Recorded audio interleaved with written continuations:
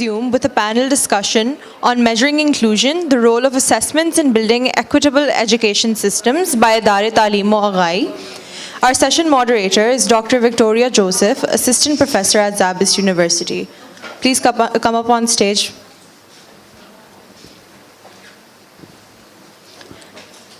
I would also like to request Dr. 𝗿𝗱 𝗿𝗻𝗄𝗎, Chief Executive Officer, ITA, to come up on stage.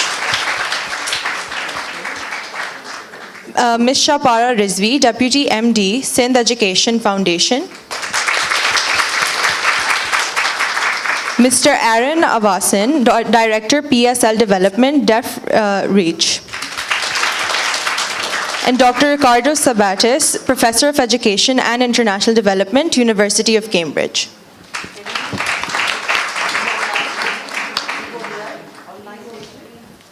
Okay, he is online with us. Can you check?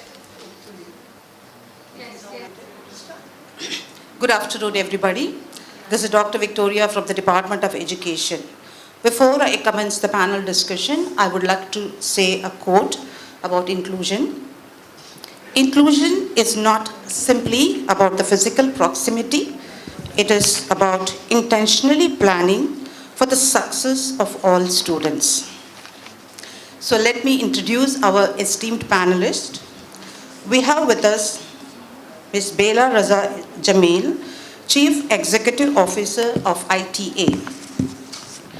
𝗿𝗱𝗿 𝗿𝗻𝗄𝗎, CEO of ادارے تعلیم آغائی, Center for Education and Consciousness, a distinguished national and global leader, and the first Pakistani recipient for the prestigious Asia Education Medal 2024. With over 40 years of experience in evidence, action, policy, and large-scale educational innovation, she has significantly contributed to improving education in Pakistan. She leads the citizen-led assessment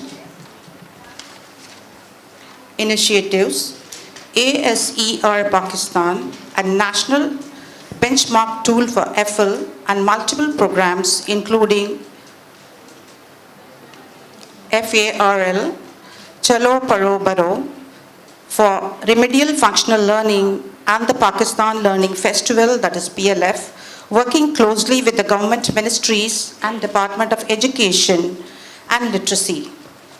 Pakistan Institute of Education, serving on the boards of People's Action for Learning, PAL, Generation Initiative, and with the development of partners and research entities like FCDO, UNICEF, GEM Report, UNESCO, Dubai Cares, OSF, etc., invested in functional learning.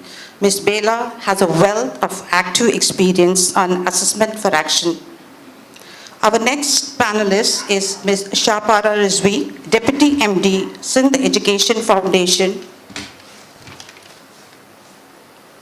Ms. 𝗘𝗱𝗂 𝗚𝗍𝗍 has over 25 years of experience in the education field. She has worked with the Institute of Cost and Management Accounts of Pakistan as the Director, Education Pakistan, and the National Education Foundation as Director, Sindh.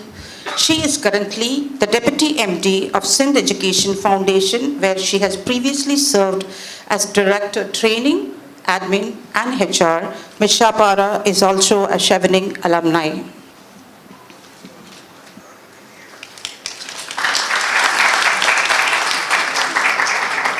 Thank you.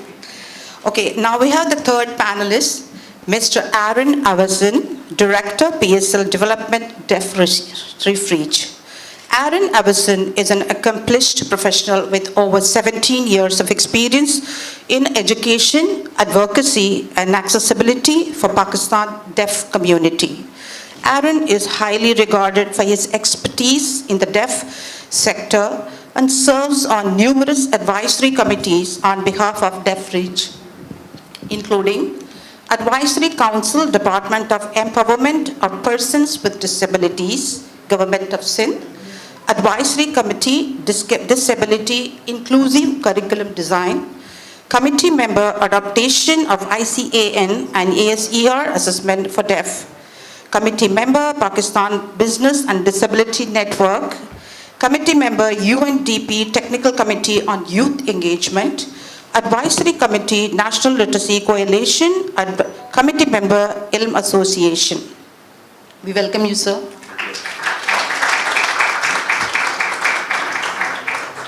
Our fourth panelist is Dr. Ricardo. Is he there? He's there, okay. Dr. Ricardo, welcome you. He is a development economist with over 20 years of experience working in areas of educational inequalities, mostly in the context of international development. He is an academic since 2002, started at the Institute of Education London as a research fellow, and then as a senior research fellow at the Centre for Research on the Wider Benefits of Learning. In 2008, he moved to the Department of Education, University of Sussex as a senior lecturer, where he led MA program in Education and International Development. Dr. Ricardo has expertise in application of quantitative methods in education, understanding and measuring educational inequalities, and contributing to the current debates on access and learning for the most marginalized population. Let's welcome all the four panelists. Before we move on to what is inclusive education, we should be aware of what is inclusive assessment here. So, the inclusive assessment refers to the assessment practices which are designed to be fair, accessible, equitable for all learners, regardless of their background, abilities, or needs. It ensures that every student has an equal opportunity to demonstrate their knowledge, skill, and understanding without being disadvantaged by the factors such as disabilities, language barriers, and cultural differences. So the inclusive assessment has a beautiful, unique features: equity and fairness, flexibility, accessibility, authenticity, a combination of formative and summative assessment techniques, universal design for learning, and student voice and choice. So what is the importance of inclusive assessment? Here are the inclusive assessment importance. First and foremost, it promotes equity in education, recognizes the diverse learning styles among the learners, builds confidence and motivation, reduces bias and the discrimination, promotes confidence and motivation among the students, supports holistic development of the student, and it encourages the teachers' awareness and adaptability, and last but not the least, it increased educational outcomes. Right? Let's move on to Ms. Bela. Dr. Ricardo is in the waiting room. He has to be let in. Dr. Ricardo is waiting for them. Is it there? Okay.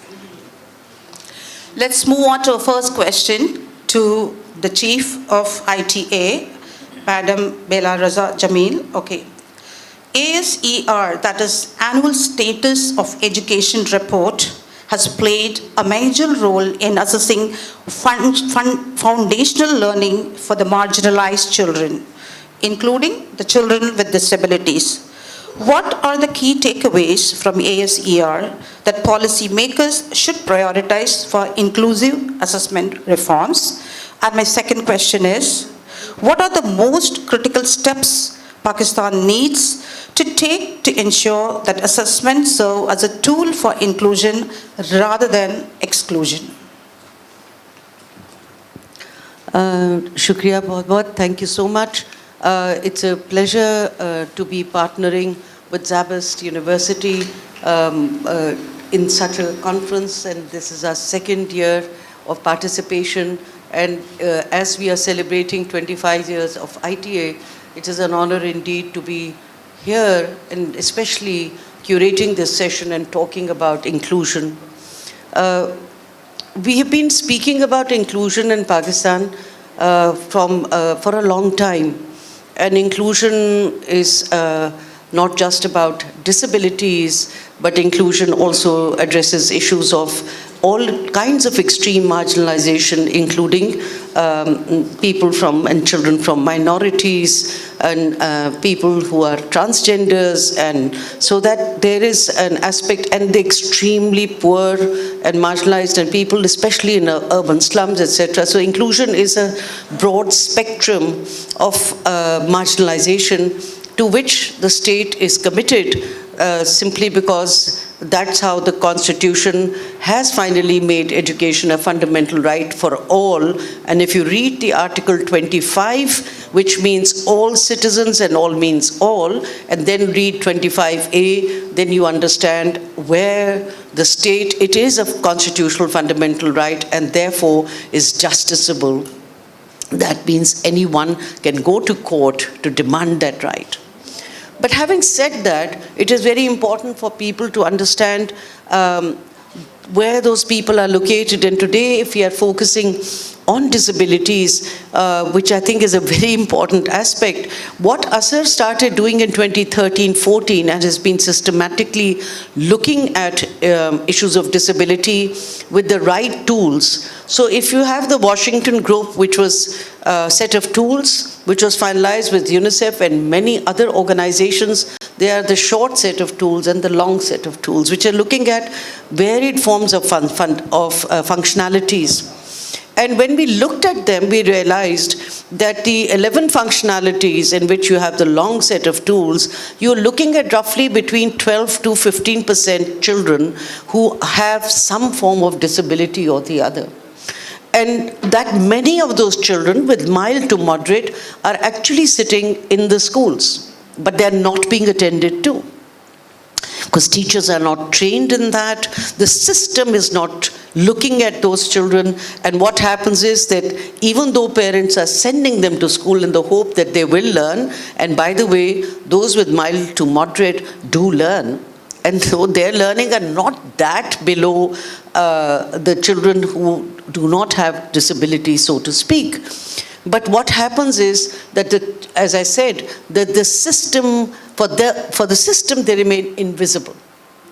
And the system doesn't have any support for such children or some kind of ways to be able to get any kind of support from the health system or from therapies or assistive technologies. And I think other panelists will speak more about it.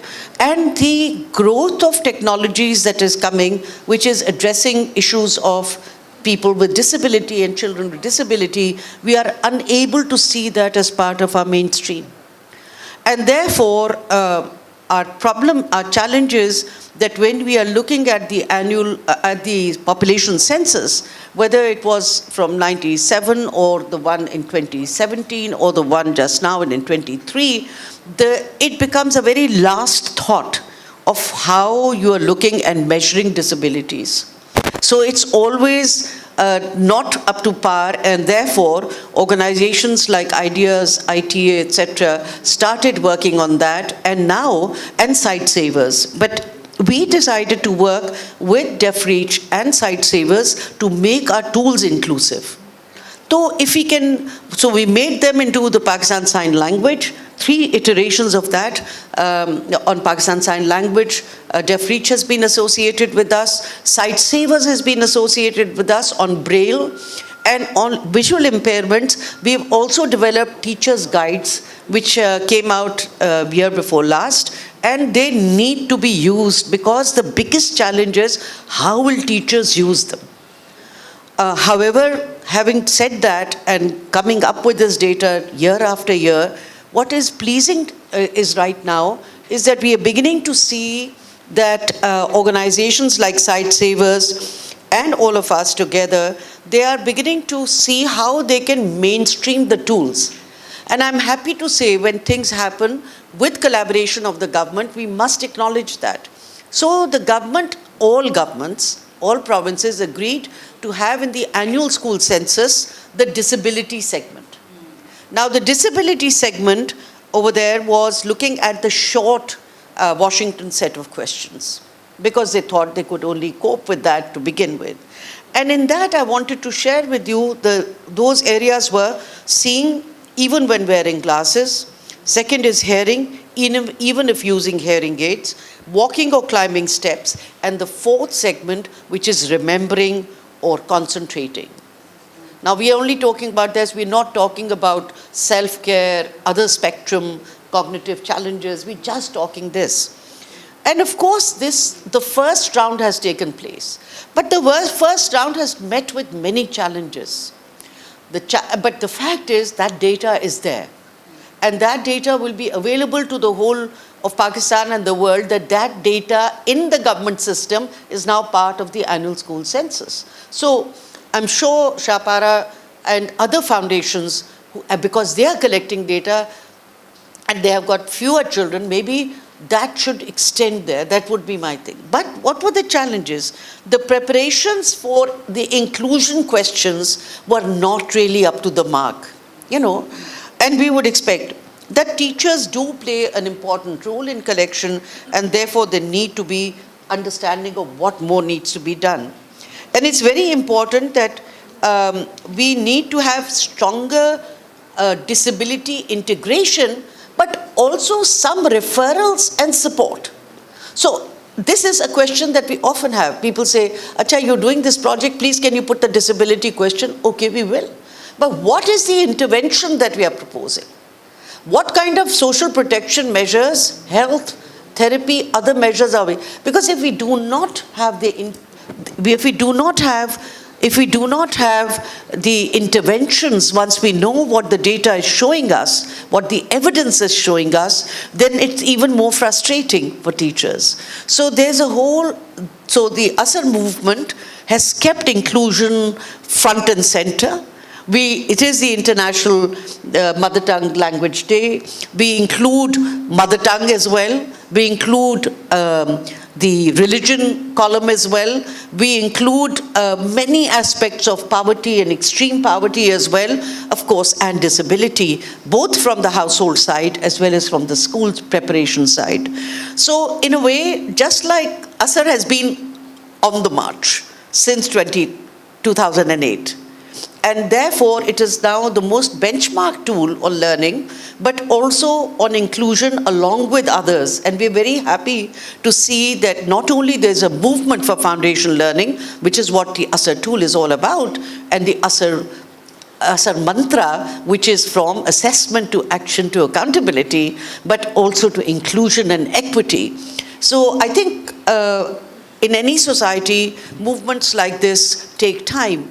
But evidence is so important, but more important than evidence is the action and the commitment of the governments and the government of Pakistan to ensure that the fundamental right to education is implemented. And when we say implemented for all means all. And I'll just stop at that. Thank you.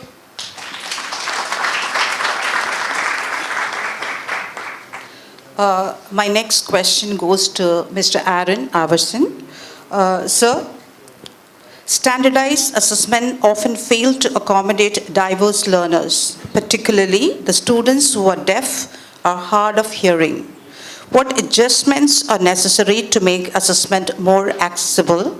And my other question is, what steps should Pakistan take to integrate disability inclusive assessments in the mainstream education, and how can adaptive technologies support this shift? Over to you. Thank you very much. Thank you to SZABIST and ITA for this opportunity, and thank you all for attending. So yes, I can speak with some confidence towards the deaf segment of the society and education. I cannot speak with confidence to other disability groups, so just a little clarity there.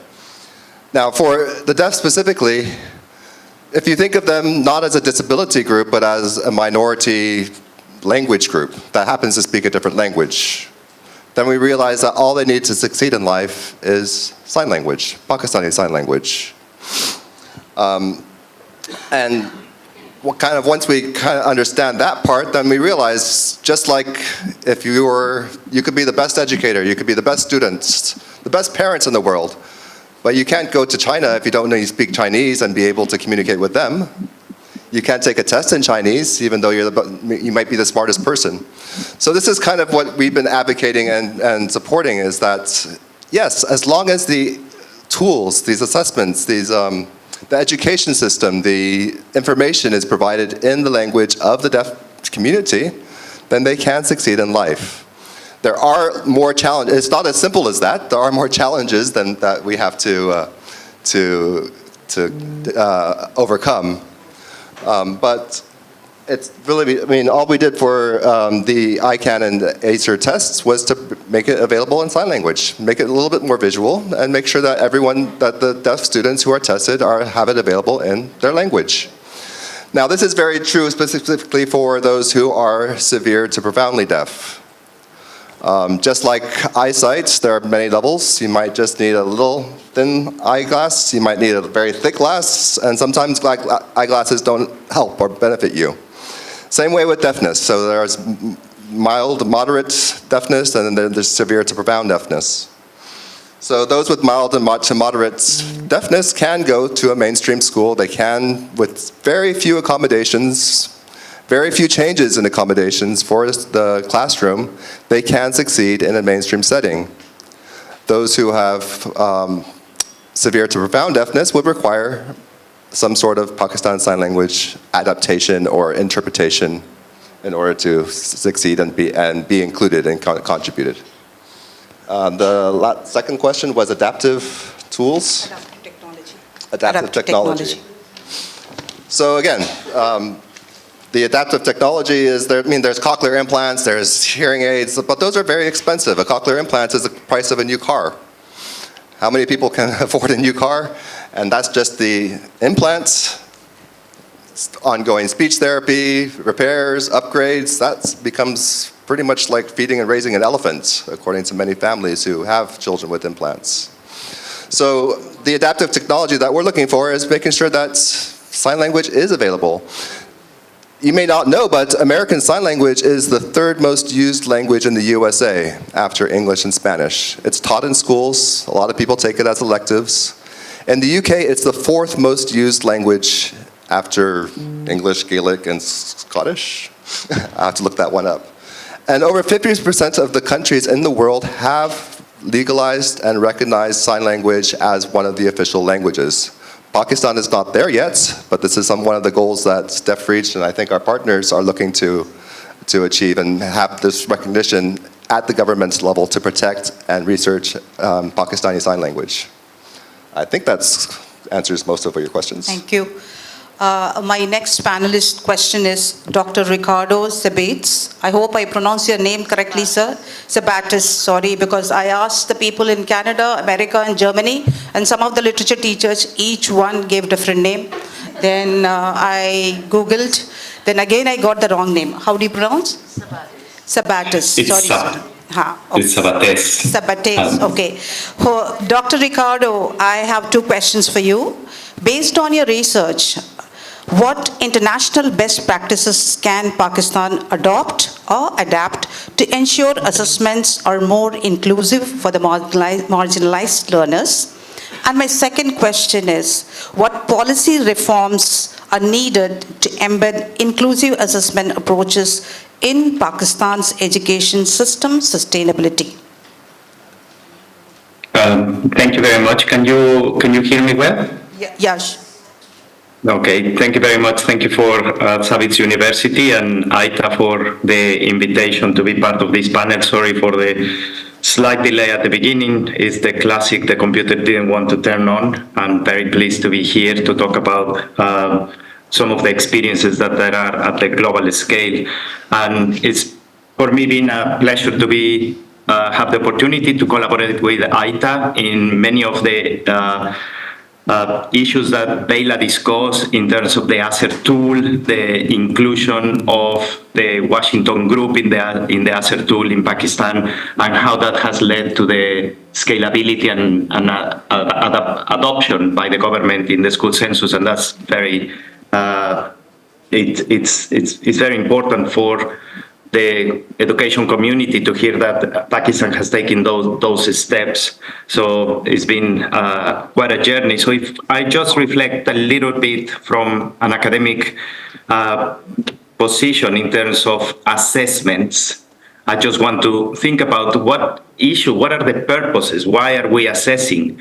And I think it is important to go back about the purposes of assessments, because the reasons why we assess then can take us into different directions, and they can be used for different purposes. And this is another aspect that I want to reflect a little bit later on. So, are we assessing because we want to demonstrate the scale of the problem? And as you know, ASER has been at the forefront of advocacy and demonstrating the scale that we have of the problem on learning in schools? Or are we assessing because we want to improve the effectiveness of the school and the education systems? So we need an assessment that helps us to improve effectiveness. Or are we assessing because we are assessing the quality of the education provided by different education system, and in this sense is used for accountability purposes? Or are we assessing because the teachers and educators need to identify the need to support children? So what are the needs of children, and therefore we're assessing for targeting purposes?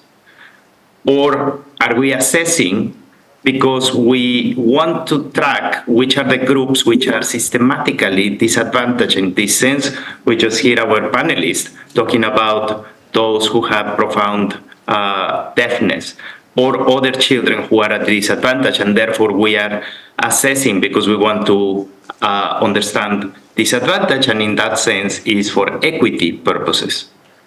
Or we are assessing because it's a way in which the system requires to provide opportunities to go to the next levels of education, because there's not there's not sufficient education for all in terms of reaching university, and therefore there is an assessment for selection.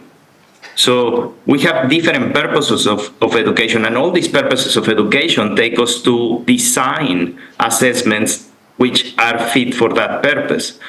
And the issue with this assessment is that whether they can be recognized at the levels of governments to be able to then be adopted.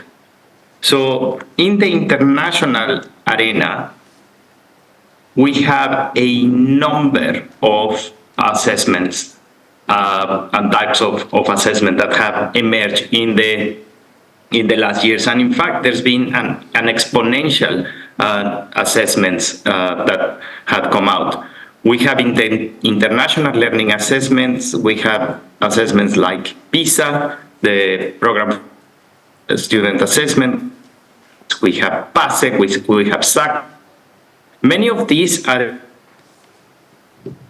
that have been to enable across countries, and they're also trying to be done to enable comparisons over time, and they're trying to use representative samples.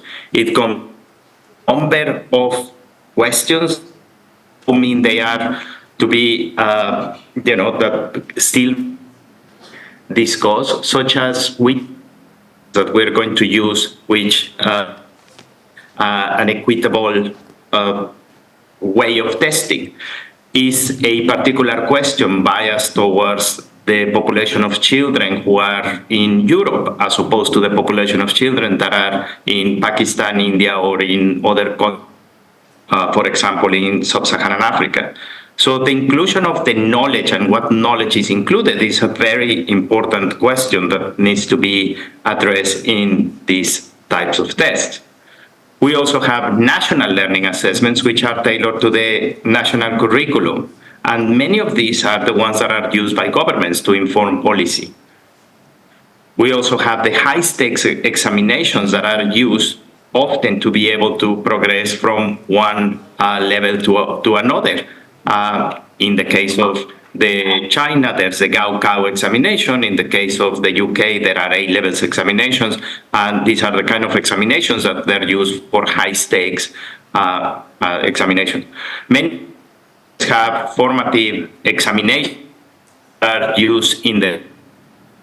But importantly, I think, for me, is these community-based assessments and what has been the journey in the internet that has ASER ITA in Pakistan, ASER Pakistan, ASER India, and many other partners of what is now called the PAL network, the People's Actions Learning. And the journey that is taken has been incredibly important. Because at the beginning, and here, Bela, maybe we can discuss later, because you are at the forefront of the experience, it was mainly for advocacy purposes. It was mainly to say something is going on here, right? And the tool itself, it was very, very well designed. It has to be an assessment that was had all the properties that one wanted for an assessment. It has to be equitable, it has to be accessible, it had to really measure those foundational skills. And it was done in a very innovative way, not to take time away from the children's, both in their schools or in their activities that they were having. But then it led to thinking, okay, given that now we know the scale of the problem, what are we doing about it? And this is where it was coming to the action. And the action became important. And ITA has been moving to very innovative ways of supporting learning, those who are out of schools, for girls, accelerated programs, accelerated innovations. But always the question is, how are these going to be scaled up? ITA can, and many other of our innovators can reach the few, but we wanted to reach the thousands. We wanted to reach everybody in the nation.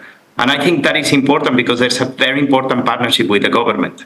And here is to move to the government thinking this is very important, given that you have innovated by including the Washington group in ASER and demonstrated the benefits. Then how can we do this at a scale? How can we take this nationally? How can we put it in our systems?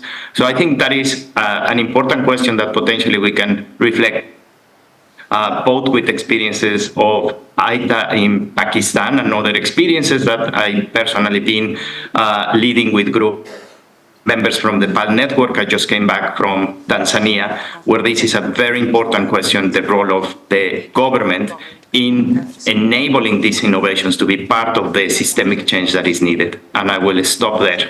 Thank you. Thank you, sir. Thank you very much.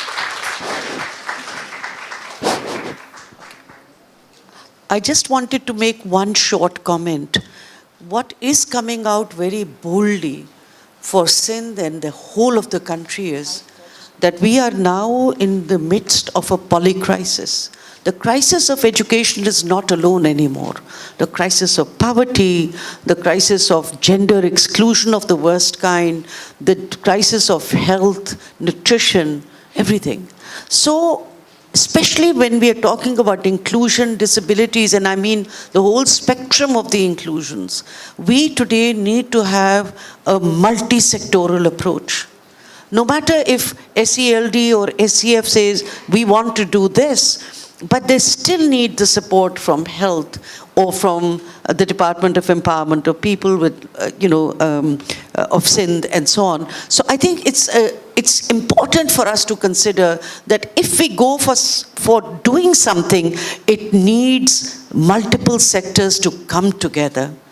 Otherwise, on its own, we will never be able to do that. And that includes the progressive social protection sector, whether it is BISP or the Sindh Social Protection Authority. So I'm just wanted to leave that with you because these are complex matters and complex matters need solutions that are holistic and comprehensive. Thank you. Thank you very much, ma'am. Okay, now the questions to our fourth panelist, Ms. Shapara Rizvi, MD, Deputy MD of Sindh Education Foundation. I'm going to ask two questions. One is about government-led initiatives for inclusive assessment, and that is, what effort is the Sindh Education Foundation making to integrate inclusive assessment frameworks in public school?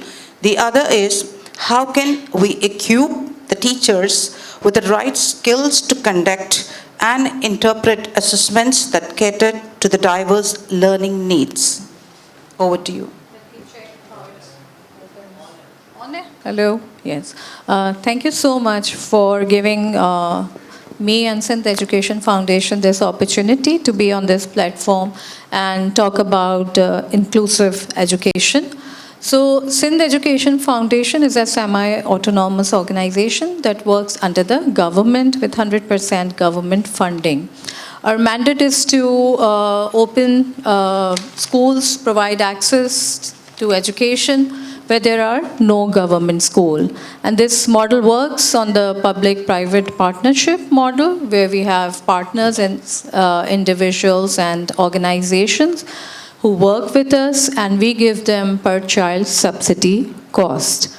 So coming to this topic of today, I will continue from where Dr. Ricardo was mentioning about what is the purpose of assessment.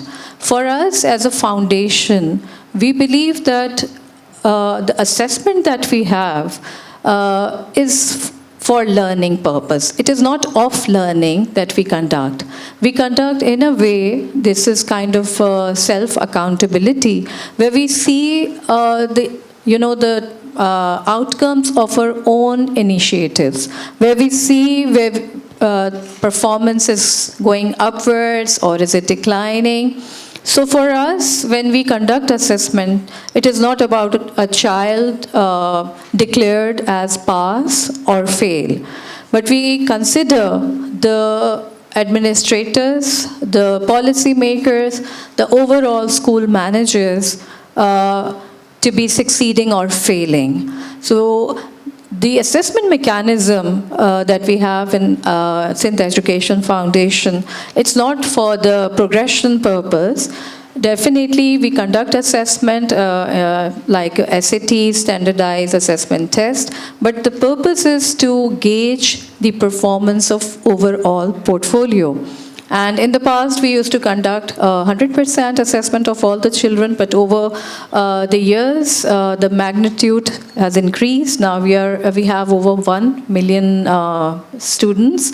So we go for sample test, but we do not have a mechanism where we can assess children with different needs. So not only the children with special needs, even the children who have some kind of mental or emotional problem, we do not cater that in our assessment. But the purpose of conducting the assessment of the portfolio, the strategy that we are talking about, should be to assess your own performance, like self-accountability, to see where your initiatives are benefiting the children. The data is available throughout Pakistan, and we have witnessed over the years, especially post-COVID, that number of out-of-school children has declined. And there can be various reasons. There are different research reports. One is also by Pakistan Alliance for Maths and Science Society, which says that the majority of the children who are out of school were never enrolled. So when we are talking about inclusive approach and what are we catering to? Are we catering to all the requirements, the needs of children? We were talking about, like Madam Bela mentioned, about transgenders, about females, about minorities. They are all being catered in SEF school. We also have some schools, 300 schools for special need children. There are around 3,000 children there being managed by our partners.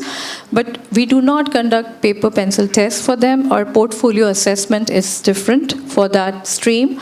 But overall, we believe that, education that we used to call, there was a time that it is a public good. Just like your defense of the country is your public good. Whether you need it or not, it is there for you. But if we look at education in today's time, it is no more a public good. Because for anything to be called a public good, it should be non-excludable. It should be non-rivalrous. But is education a public good? I slightly disagree because we do not have access to education across Pakistan. There are not enough schools after like primary. We don't have all elementary, secondary, higher secondary. There are total 285 universities. So we can imagine that the progression that should be there, it ends up when a child drops out after primary grade school because there are not enough secondary schools. So if we start from 1948, we know all the slogans that education is important for all and the government is responsible to provide education from 1948 till Article 25A. Yes, access to education is important, mandatory, a citizen can claim, but there is one thing which is missing in all the policy making, in all the decision making. We have all the ticks on our list of things to do, but what we are missing over the years now is the child, the care and attention that needs to be given to the child, and the love. All the Freud's needs, we have not catered that. So if you talk to the policy makers, whether or not they involve the parents in the policy decision, whether or not they involve the children in their policy decisions, why they drop out, there are very few co-curricular activities available.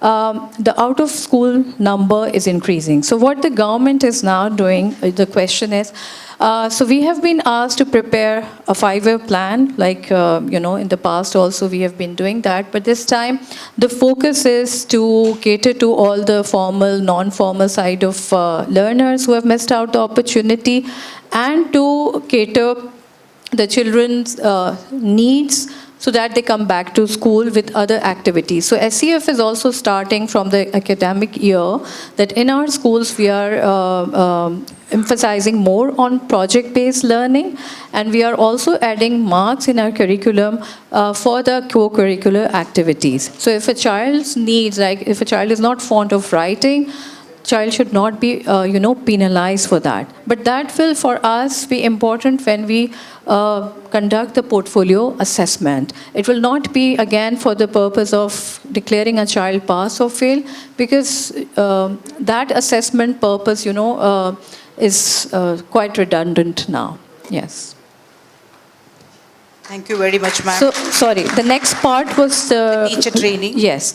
So SEF is facing a major challenge when it comes to our teacher hiring, retaining, and their training, because our annual turnover is really high. The teachers are hired by the partners, and whenever there is a government job announcement in the market, our teachers quit. And they find a pakki nokri, and they do not want to work on the contract. So we continuously train them. Annually, we train around 7,000 to 8,000 teachers within the given budget that government provides us. And when we train them from, pre-service, pedagogy, how to manage the classroom, the environment. And by the time we think that now they are ready and the results will start to come, they quit. So even this year, in our monitoring report, it revealed that 60% of the teachers are new. And when we talk about development of tool, development of tool is a very advanced stage for the assessment. But the teacher, when they come as a, they look for the transitional jobs until they find some more career path, better career path, because teaching is again sometimes not considered as a career. So in the public sector, maybe in the private schools, here many professors are sitting, but I'm talking about the experiences that we face. So they look at it as a transition. They come, they spend 2-3 years, they find better jobs, and they quit. But in our modules, when we prepare the teacher, we prepare them for the mental well-being of the child, to take care of the child, even little things. If I go in an assessment room, I saw a child, he was attempting the paper, and he was standing continuously for 3 hours. And when I asked the child to sit, he said, I can't sit because my seat and my desk, it is distant. I can't, write properly. And the teacher didn't have any idea to at least ask the child to sit on her chair. So these little things, you have to be empathetic to understand. We are talking about major disabilities, but these are the little things that as a teachers, we need to understand. So we are inculcating those through our training, through our manuals, in our teaching process. Thank you. Thank you very much, ma'am.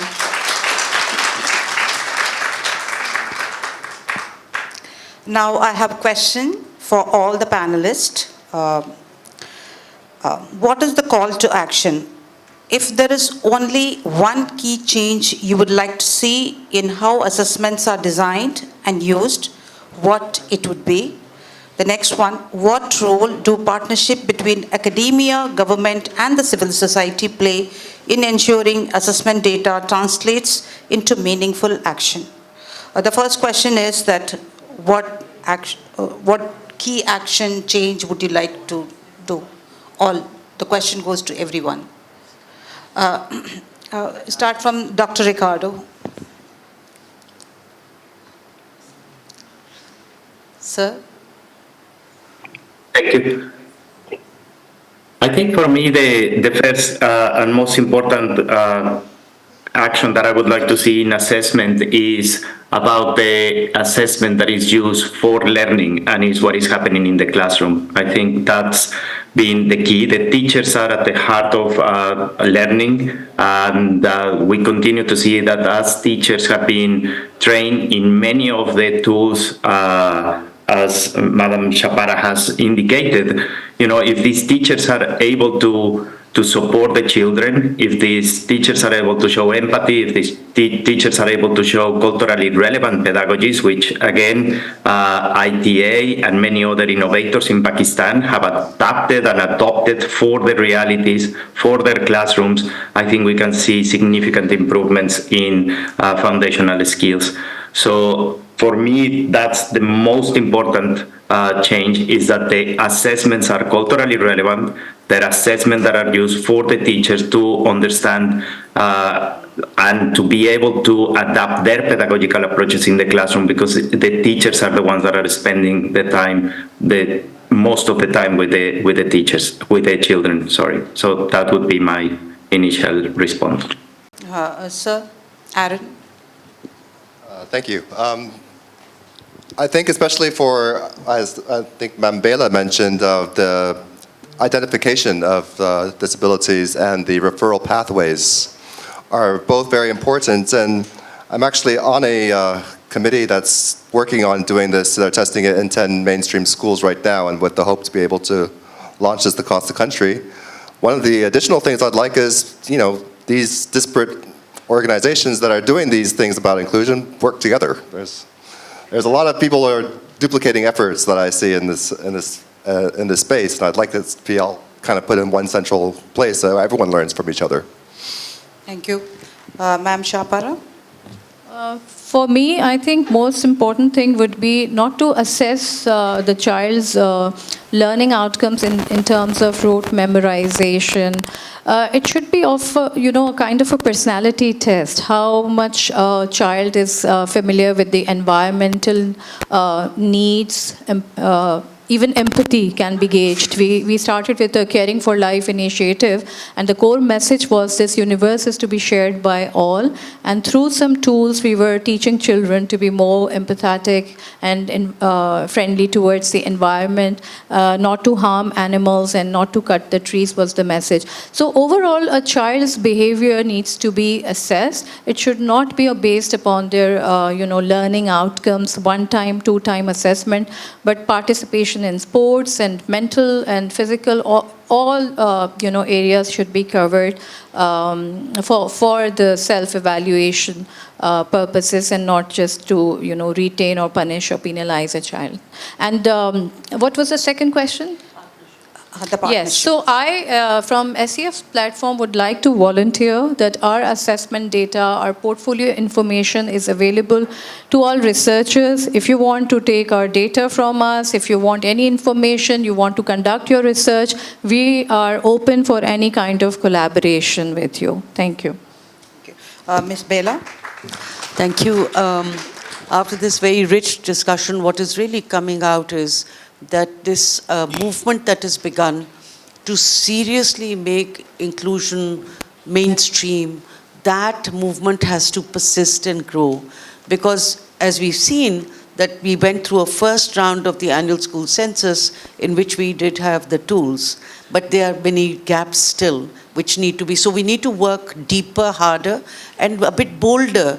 So the annual school census reports need to have a separate section of what really came out.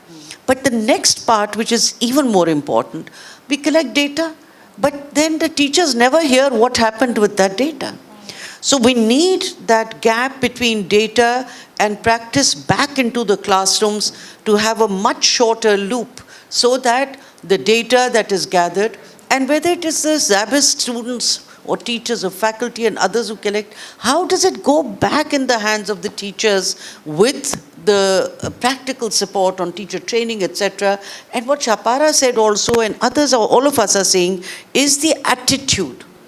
The issues of tolerance, of being able to cope with diversity and differentiation, to being able to support and having schools and classrooms of tolerance, of care.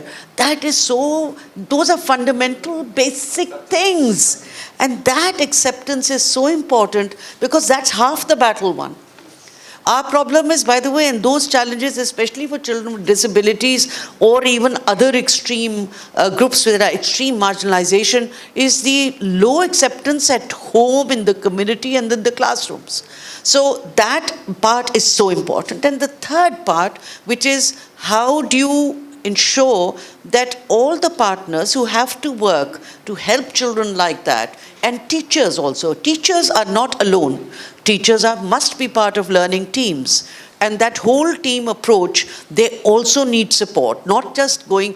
And remember, in Sindh, 36,000 schools in Sindh are all 1 and 2 teacher schools under SELD. 1 and 2 room schools. Can you imagine the kind of workload that is on them, and then having to deal with this? So please be mindful that there is, it's not a good situation, but there the attitudes do matter. And finally, how do we keep looking at research and innovation in a very progressive manner? Today, as I said, please don't undermine it. AI and technology is making a huge difference in terms of making solutions more equal. Anyone can actually, if they knew how to. If they knew how to, and they knew how to safeguard themselves so that they're not using it wrongly. But we need to continue to do research to inform actions, but not do a research and after 5 years, then say, wo research mein kya hua tha? Acha wo kya? It's too late. That child has moved on and perhaps is suffering. So we'll have a society again more unhappy, more sad, more excluded. And I tell you, if Pakistan deserves anything, it's for its people to be happy and positive so that they can learn better and with more tolerance and more acceptance. Thank you. Okay, thank you, Ms. Bela. Ms. Bela has actually concluded the session and she given the total summary, but she has suggested one question which is not in the script. The question goes to Dr. Ricardo. Okay, she just told me to ask about it. Dr. Ricardo, would you like to collaborate with SZABIST faculty, especially in the teacher training of assessment, inclusive assessment techniques or mechanism? Sir? Absolutely, anytime. We'd love to collaborate. We have been honored to collaborate with ITA for many years, and we continue to do it with our colleagues from academia. So, thank you so much, sir. So at the end, I would again like to conclude with a quote given by 𝗏𝗏𝗏𝗏. Sometimes it's not the student who's failing the assessment. It might be that the assessment is failing to fully assess the abilities of the student.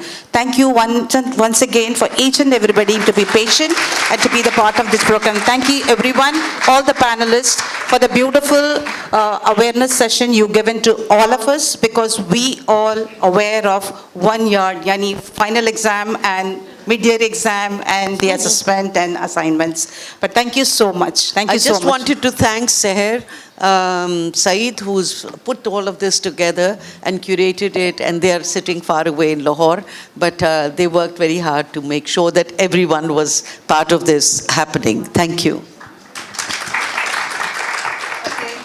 Now have the audience question. Is there any?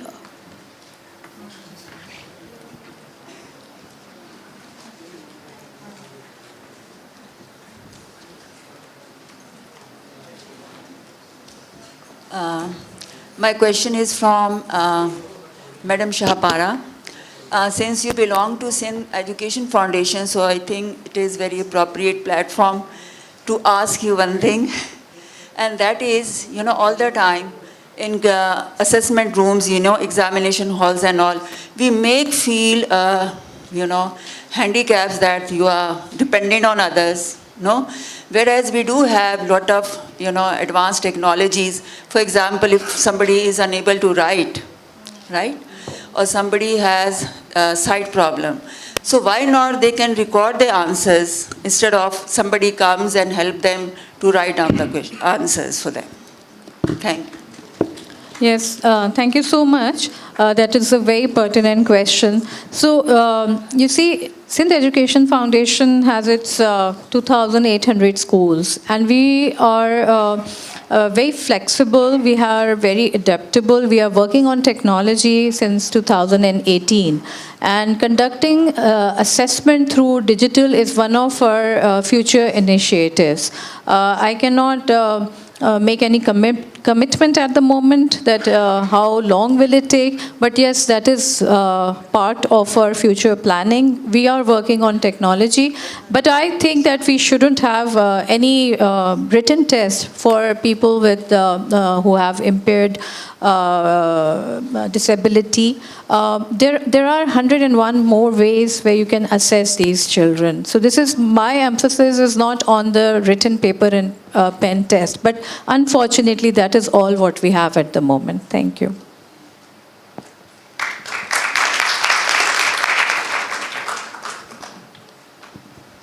Hello everyone.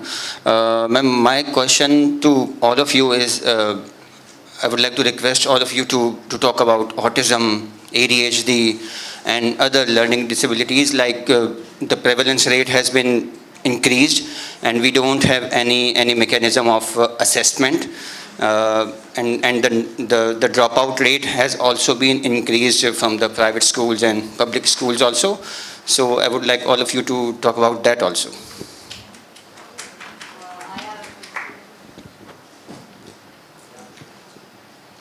I'm sorry, I don't have much experience in the ADHD and autism field, although I do work with organizations that work in that area. But I think it's like Ma'am Bela said, it's not just identifying the autism or the ADHD or the learning disability, it's also the degree. I mean, so one of us, I could have a minor degree of ADHD.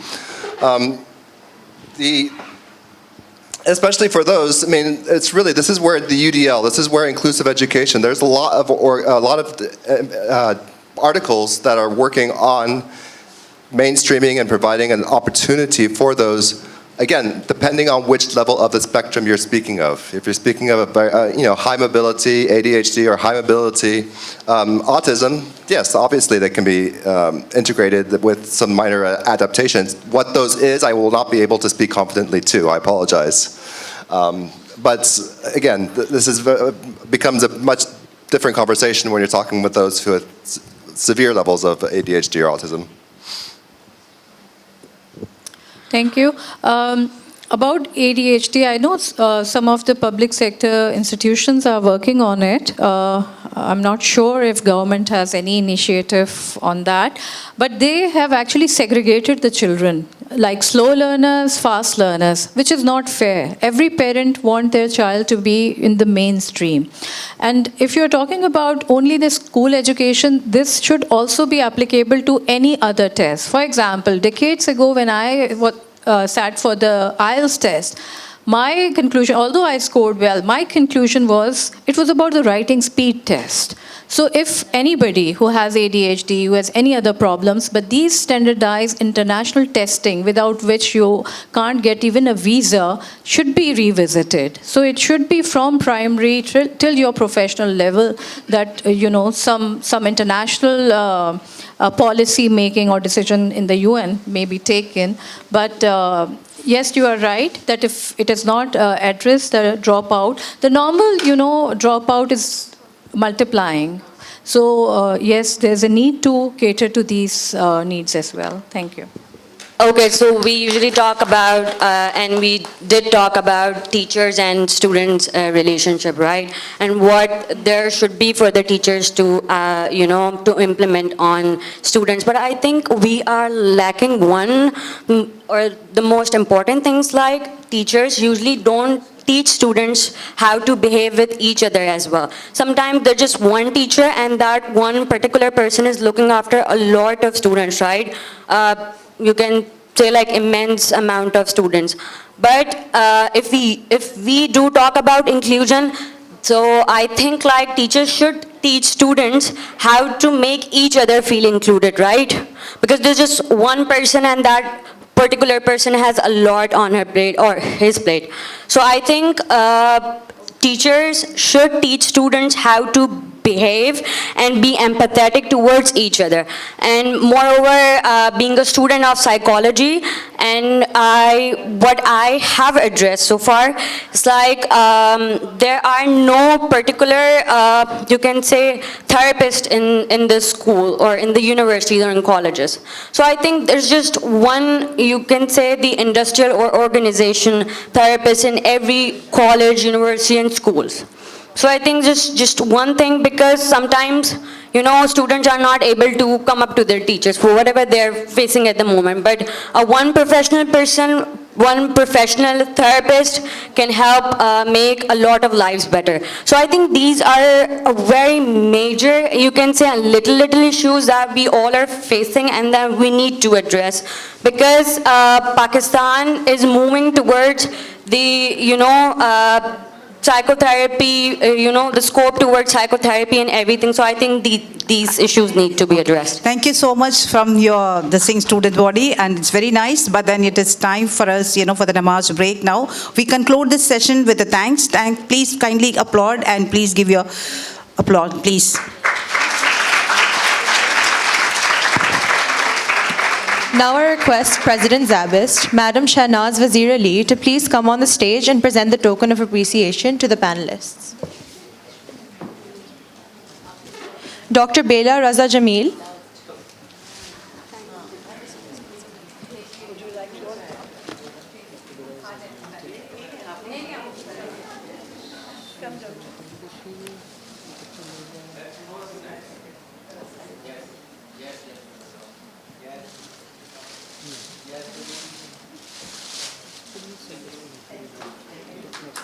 Ms. Chapara Rizvi.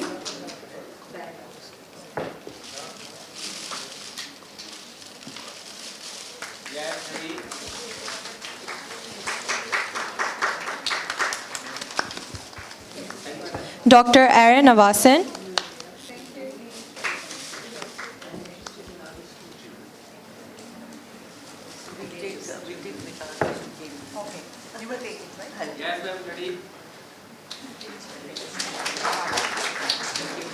And our moderator, Dr. Victoria Joseph.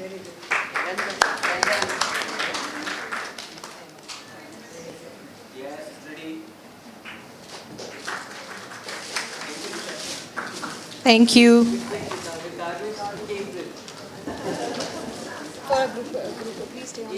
Please stay on the stage for a group photo.